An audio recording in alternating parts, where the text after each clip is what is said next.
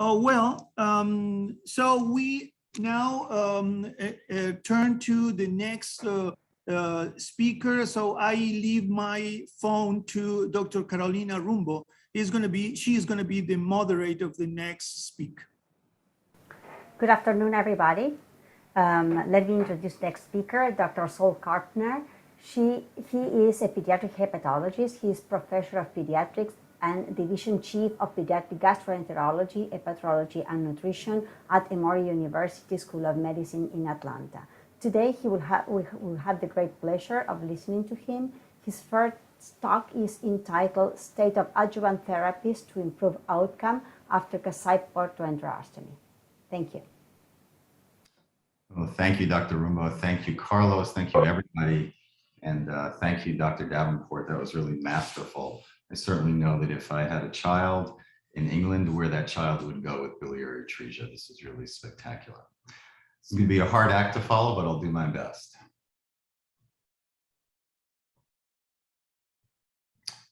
So I assume you can see my screen.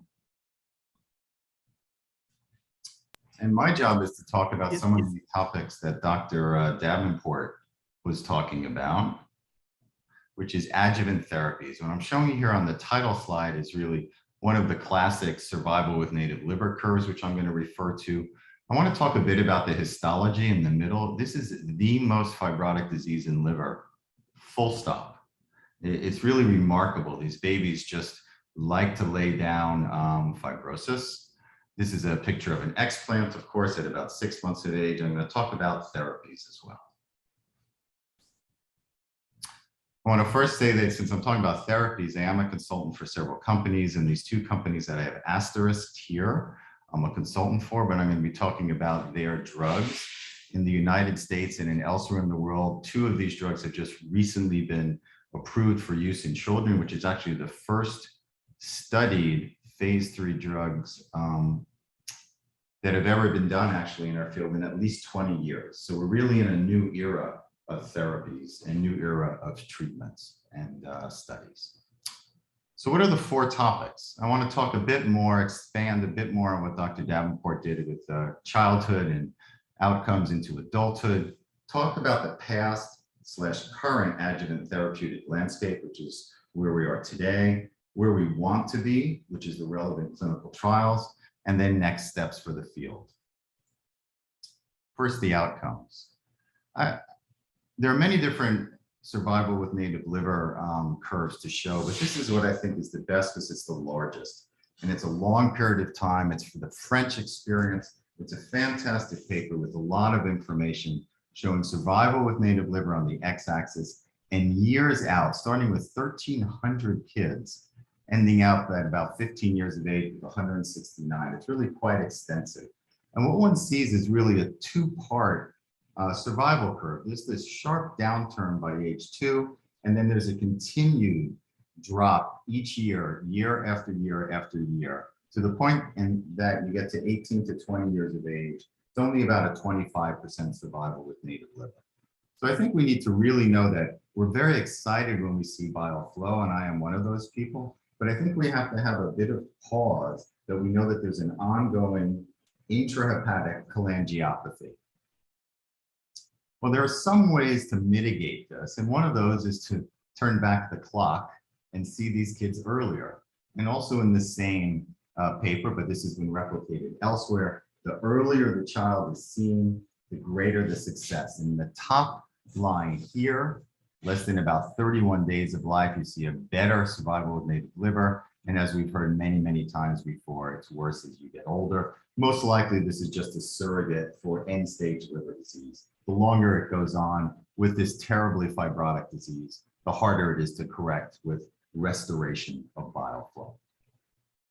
So I think it's good to know that I don't think all BA subjects are probably amenable to medical therapies for a cure, or when I say medical, I'm including surgical. And I think it's really this 2-part survival curve. You have this strong downturn in the first couple of years, but once we know that we can restore bile flow, this is really reflected here at this part of the ongoing intrahepatic disease. So I think we need to think about these patients as early transplant versus survival with native liver, as we talked about after age 2, but also those who are possibly in need for greater adjuvant therapies and greater need. So I think we just want to think, we know that this is not one disease, it's at least 2 disease phenotypes, if not many more. In addition to that, we also know that at about 3 months after the Kasai portoenterostomy, I apologize for some of these abbreviations, but we'll talk about this throughout the day. About 3 months afterwards, the total bilirubin level in US terms of 2 milligrams per deciliter or 34 micromolar is really a nice cutoff. It's not perfect. If you are able to have restoration of bile flow as evidenced by total bilirubin, that's a good first step. But we and others have shown that there's going to be other markers that we can find in the blood that may help differentiate those that have a greater outcome or not after the 3-month time period. And if you want to have a 1-slide outcome for biliary atresia, I would recommend this one. This is a paper that Dr. Becerra published, which I think is really illustrative about the outcomes, but also includes something we don't like to talk about, and that is death. And in fact, if you look at the patients who come for a diagnosis and get a Kasai, at 3 months afterwards, about half of them are going to have less than 2 mg per deciliter, about half are going to be greater. But of those that are greater than 2 mg per deciliter, the death rate is really upwards of 10%. And we all think, oh, that really can't be true. But the likely story is, other than large centers, without multi-center consortium, many of us only see 3 to 5 patients a year. And when you do that, you really can miss a death or always misattribute it to something else. But just recall that this is really quite significant death rate for those who are basically awaiting transplant. So yes, we like to have an 80 to 90% survival. Transplant is a dream, but just a reality check is that there's a chance of dying before you get there. There's also a chance of dying for those who also have had restoration of bile flow. So I'm going to skip many years to go into the future because we know this already, that there's that slow diminution of survival with native liver. But what happens for those who get to be about 18 or 20? They actually still have continuation of risk of liver disease. And in fact, if this is, again, an extenuation of the French study, although it's an older study, I think it's illustrative that when they looked, nearly everybody was cirrhotic who was old. And of those who had problems afterwards, 2 died of liver failure, acute on chronic. 10 underwent liver transplant. This is out of a total of 63. 2 died post-transplant. There is still a continuing after age 20, continuing of reduction of survival with native liver. So again, an ongoing cholangiopathy waiting for some interventions. Lastly, this is a compilation from Japan of 5 series from around the globe, almost 200 patients. Bottom line here, these are not well patients. They're clinically cirrhotic, they have portal hypertension, they have varices, etc. So significant complications, and likely an early intervention would be fantastic to slow progression. I wanted to show how we can perhaps stratify some of these patients, because you may raise your hand and say, but wait a second, I have a patient who does great. Her spleen isn't big, she's fantastic, she's had a child. But you have to say that we know that there's a spectrum in outcomes. And one of the questions we had was that perhaps there are some lab values that can help us stratify these patients early on after Kasai, for those that are more likely to be at risk versus those that are less. And we did something very simple. At age 2, we looked at their lab work. Those were the survival native livers. Those that had either a GGT greater than 100, shown on the right-hand side, or a GGT less than 100 on the left-hand side. Very simple. And at age 2, we just followed them for a couple of years to see what would happen with them. These were 3 busy sites in the US. And it ends up being that if at age 2, you don't have a lot of evidence of an ongoing intrahepatic cholangiopathy, your GGT is going to roughly be less than 100, and your platelet count, which is this graph shown on the y-axis, really is normal and stays normal over the next couple of years. However, if you're one of these kids who has an ongoing cholangiopathy, your GGT is more than 100, your platelet count is near the limit of what we consider normal of 150 and drops every year. Point being here, there may be some biomarkers that we can employ to then risk stratify our patients.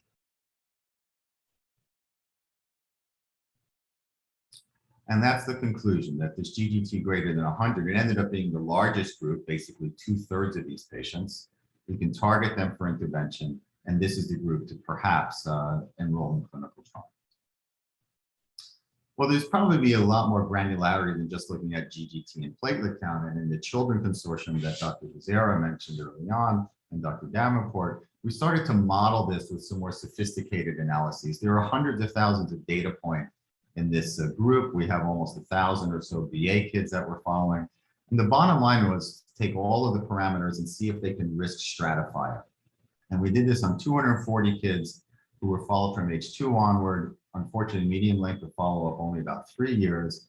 And with that, we could put these kids in different quartiles of risk of survival with native liver based on their total bilirubin at age 2, history of ascites, whether or not they did or didn't have cholangitis, their albumin level, and their platelet count. Moreover, in addition to survival, what about sentinel events like GI bleeding or the development of hepatopulmonary syndrome, etc.? Same idea. What happened here was it actually ended up being that only 2 parameters we could use to then model the future risk. And those are platelet count and GGT. So I think that we know that there are going to be some ways for us to find modeling of future outcomes. Okay, so now I'm going to get into the therapeutics, and then we'll go quickly through this. I want to first start with another surgeon that Dr. Davenport probably knows and knows of, is Dr. Koop, who I show here. For US audiences, you know who this is. This is a pediatric surgeon who was a Surgeon General. But he also was the first person to really champion the Kasai procedure in the United States by inviting Dr. Kasai and really helped work with this disorder. But I think what he says is really true today. Bilary Atresia has been the most disappointing lesion to treat among those congenital anomalies theoretically amenable to surgical correction. We need the surgeons. We rely on the surgeons as a first stop, but it is certainly not going to be the cure for everybody. So it really is a need and an opportunity for adjuvant post-Kasai therapies. So what do we have in the current landscape today to draw upon? There are bile acid-based therapeutics, FXR activators. There are transporter inhibitors, of which I'm going to spend time on at the end of this talk, for IBAT inhibitors, various bile acids, and we hear about using URSO, but frankly, URSO has never been tested. We know its safety profile, but never been analyzed. But there are other non-bile acid-based approaches that people can think about in the field with antifibrotics, correctors. This is all liver disease, okay? But what about biliary atresia? And that's on the right-hand side of this slide. What do we use? Steroids and antibiotics and anti-CMV were necessary. These have been discussed, and I think we're all comfortable with this concept. And URSO, we just use it all the time. There are published placebo-controlled studies on steroids. I'm sorry that there's going to be a bit of repetition, but I'm going to give you a different take on the START trial that was first mentioned. And I really want to talk about the current and the future with IBAT inhibitors and perhaps some other ways to approach this disease. So first off is the CMV, which I really have to credit Dr. Davenport and his group for bringing this world's attention to CMV. And he will talk more about it, but I want to really congratulate them where they measured CMV IgM, and ultimately we will ultimately be measuring a CMV viral load. Those that were placed on antiviral therapy who were CMV positive, a small number, but 8, and I'm sure he has higher numbers to talk about, really had a better native liver survival than those who were CMV positive and weren't treated. And I think this is a wake-up call that there's many things that we can learn and do with our current set of therapeutics. If somebody has CMV and they have liver disease as a baby, it behooves us to think that perhaps these are people who could be treated. So I think this is something that all of us need to consider strongly in our patients. Not as a cause, but as a worsening of the course of biliary atresia. So here's my one slide on steroids, and this is the take-home point from the START trial, where we really had an extremely well-designed, placebo-controlled phase 3 study at 14 plus sites, where they had a staged 14-week course of steroids, high dose in the immediate Kasai period and tapering off after. And this is a Kaplan-Meier curve for survival with native liver, of the half that were on steroids and the half that were on placebo. Bottom line here is these are two superimposable curves. So one can always make a major argument that, okay, the patients need to be better stratified. That's fair, but we don't know how to stratify those who may or may not respond to this treatment. But we also can talk about, well, do we need more steroids? Well, that's a slippery slope and quite difficult to always justify. We can just tell you that at the moment, we don't have a way to say who may or may not get better. The other issue is that there's earlier time points to serious adverse events, and there's impaired growth. So there's not a no risk side effect to steroids. Moreover, in the real world, there's a few groups that have looked at what are we doing now and is it really making a difference? This is an Italian group where they looked at the clearance of bilirubin, meaning first clearance of bilirubin, and looked at their 2 eras where they did all the therapies, steroids, urso, and antibiotics, and then afterwards they didn't do any of it. They see no difference in outcome. And remember, clearance of jaundice is not an outcome. Clearance of jaundice with steroids, by the way, is actually a biochemical response to steroid therapy. So it's not the only outcome. A more recent paper that just came out within the last year comes from a clinical practice guidelines compilation from the groups in Japan and the Japanese Bilary Atresia Society that really are world leaders in this particular disorder. And just to give you bottom lines on these 3 different therapies, steroids, antibiotics, and urso, and to look at the strength of the recommendation and the strength of the evidence. I'm going to just, in the interest of time, give you the bottom line. Start with steroids, strength of recommendation. They cannot give a recommendation. This is from groups that really are very strongly pro-steroids. And the strength of the evidence they felt was medium. Antibiotics, also weakly recommended. And the strength was even D class, very weak. And same thing for urso.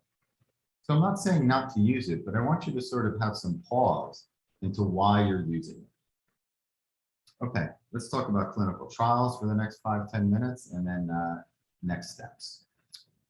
So I'm going to first talk about IBAT inhibitors. And IBAT stands for the intestinal bile acid transporter. As all of you know, bile acids, after being made by the liver, are secreted into the intestine. And they're all reclaimed through a single transporter in the distal ileum. My colleague at Emory, Paul Dawson, cloned this in the late 1990s. And believe it or not, they're actually inhibitors of IBAT. And if you can inhibit it, you can reduce the return of bile acids back to the liver and reduce the accretion of bile acids in the already cholestatic liver. So I just posed one quick point. If intrahepatic retention of bile acids is the principal problem in cholestasis, by the way, which is one of the reasons why Kasai obviously is so beneficial, you're reducing that possibility, then one should explore therapies focused on reducing the intrahepatic bile acid accumulation. In our hands today, we can start to approach IBAT inhibitors. So what about this transporter? It's on the apical surface on ileal enterocytes, seen on the left-hand side. It's a sodium co-transporter. It's really the one and only, and it has different names, ASBT or SLC10A2. If you inhibit IBAT, you'll reduce bile acid return to the liver, reduce bile acid accumulation in the liver, and you see these concentrations here, they're high, very high. And the beauty of IBAT inhibitors in some ways is that it's a luminally restricted drug. If you want to talk to a company about saying, can we use your drug for small, sick, yellow babies, the last thing you want to think is something that's maybe absorbed or could be, problematic. Having a luminally restricted drug has some benefits.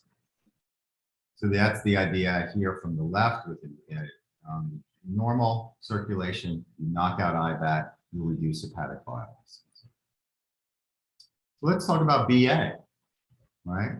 In the past year, 2 of these drugs from 2 different companies have been approved for either Alagille syndrome or PFIC for the pruritus associated with these disorders. So they've been used in kids. They've been proven to work for pruritus in both of those situations. And the concept here is quite similar. In the post-Kasai BA liver, you still have intrahepatic retention. And you're still going to then return bile acids back to this liver. So the theoretical concept of why an IBAT inhibitor may work, especially obviously in those with bile flow, and it wouldn't work at all in those who never establish bile flow, is that you will lose bile acids and start to unload this already quite cholestatic liver. And although there's no trials that I'm aware of in Argentina, they are around the rest of the world. And there are 2 trials from 2 of these drugs. One is odevixibat, one is maralixibat. They both are luminally restricted. The BOLD trial is a phase 3 placebo-controlled. The outcome is going to be at 2 years of age after analysis of this double-blind placebo-controlled trial. Is there or is there not an improvement in survival with native liver? The other trial, which is a phase 2 trial, which we start these drugs within 3 weeks of the Kasai.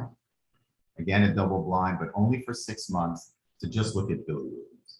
So within the next couple of years, we're going to probably have some evidence whether this is or is not a therapeutic to consider. There's no evidence today to do so, but there's evidence today to consider enrolling in clinical trials. So what do we do next? I want to talk about things that we never really talk about, but for those of us who really are embedded in caring for these kids on a day-to-day basis, it's nutrition. We know that if you send a small sick kid to the operating room, either for Kasai or for a transplant, you're going to have a worse outcome. And we also know that it's very hard to get these kids to grow after Kasai, especially if they have poor bile flow or no bile flow. So in a nutshell, please pay attention to vitamins, specifically vitamin D levels. Many of our patients have very low vitamin D levels right at diagnosis. If you don't look, you won't know it. So we initiate replacements, and the replacements have to be in a vehicle that's easy to absorb. So there are a few of those. We need to properly monitor, and we don't really know it, but these kids really have much higher metabolic needs than we're quite aware. We may do the calculations of enteral feeding that looks like we're giving them enough, but if they don't absorb it and they have high metabolic rates, we're not addressing their needs.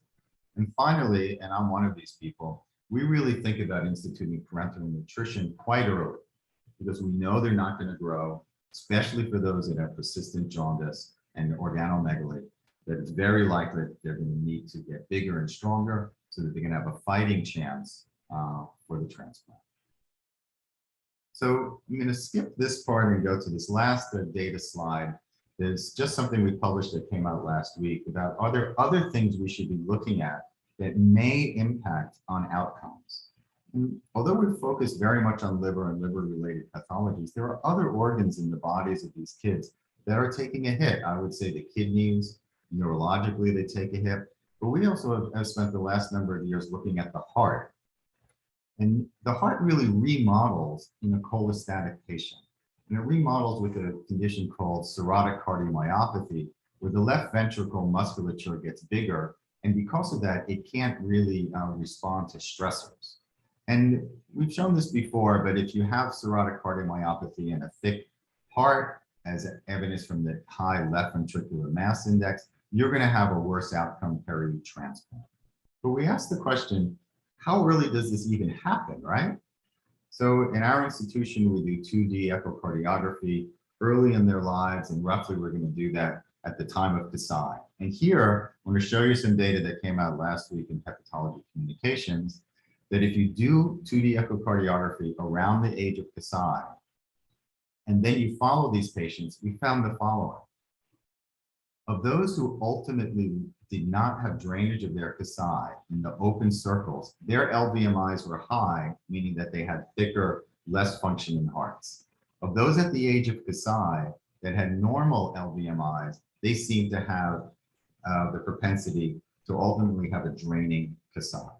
So we're not saying that this is definitive or anything. It's intriguing and, for me, surprising that the heart is already remodeling at the age of Kasai, and perhaps it's a surrogate for ongoing degrees of cholestasis and cirrhosis. So my summary slide is this for adjuvant therapies. Outcomes during childhood, it's a continuous decline. There may be some opportunities for modeling with GGT and platelets. Please look at the heart and other extrahepatic targets. The vast majority of those during adulthood are cirrhotic. We need to tell our adult colleagues this. Ongoing concerns for the usual issues of cirrhosis, cancer, etc. But what about a therapeutic landscape?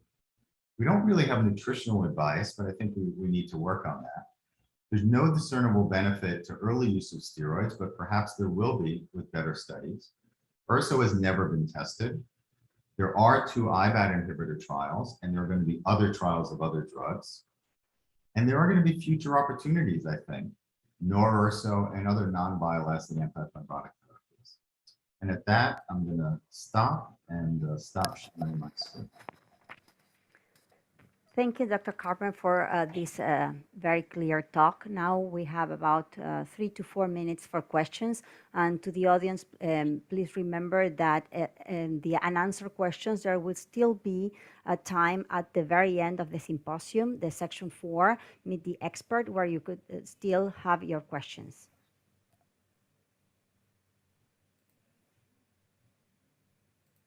So let's see if we have any questions. Hey, Carolina, it seems that while we wait for questions, I would like to ask Dr. Carpen if he can comment on the recently published paper from Hanover's group on the use of rectal budesonide as a steroid treatment after post-Kasai. That they found interesting results. Do you have any comments? Not yet. I read the paper and was intrigued by this as well, but it's unfortunately not a controlled study. So I don't know what to make of it. I think studies like this are good, but we really have to consider making sure that all of our studies are properly controlled. And I think that that's a concern in the field, because what we can often do is then perpetuate its use because it may work. Okay. There is a question from Alfredo Santamaria. Have you found hepatopulmonary syndrome in babies with cirrhotic cardiomyopathy? We have not found it in the younger ones. I think that's a great point. This has not been fully studied. In fact, in any long registry, nobody's really monitoring this. So, it's new information. I don't know if the 2 are linked. I think it's a smart question. I just don't have a good answer for it. Maria de la Cruz Fatima Rico make a question about cholestasis and parenteral nutrition. When it's not indicated because of cholestasis, or there is some particular concerns about this? No, it's a good question, and it's a balance. I would just say that the child is already cholestatic, and the #1 reason that they're likely going to have a risk of dying is nutritional and inability to, you have a small sick baby who has skinny arms and legs. We look at these kids and we know they're 1 infection away from an ICU stay. And so it's really a question of what's the benefit. The benefit is when you have much more muscular mass, you're a better kid. Whether you increase their bilirubins a bit, I think is a minor concern. They're already high. And remember, 50% of these kids have no flow. So what benefit are we getting if we're going to worry about the bilirubin level when they're really not growing? So we use this really as a real life recognition that the earlier we know they're going to go to transplant, the better off we can take care of the patient. Thank you. An interesting question coming from Michael Kispe about how do you tell apart myocardiopathy because of cirrhosis versus, I'm sorry, another type of myocardiopathies? No, it's a great question, especially when we're dealing with diseases that can often have some cardiac component. I'm not talking about the BASMs where, there's laterality defects. But I think that we really can see that this is an acquired cardiac issue. Nobody really does serial echoes as far as we know. But the features of cirrhotic cardiomyopathy with altered a right-sided squeeze and also thickened heart is primarily due to the consequences of cirrhosis. It also, by the way, often goes away. So it's expected to go away post-transplant. So it's really a feature of the heart that's an abnormal adaptation to having a cholestatic milieu. So Okay. I think we don't really think that there's an intrinsic Difference. genetic cardiomyopathy here. I think this is an acquired cardiomyopathy, mainly because, again, that it resolves post-transplant. So we have a last question from Dr. Gabriel Gondolesi. He says, congratulations for the presentation. He would like to ask, what is the current standard medical therapy used by you in a daily practice, including parenteral nutrition, and if you modify it based on the age at surgery? Great question.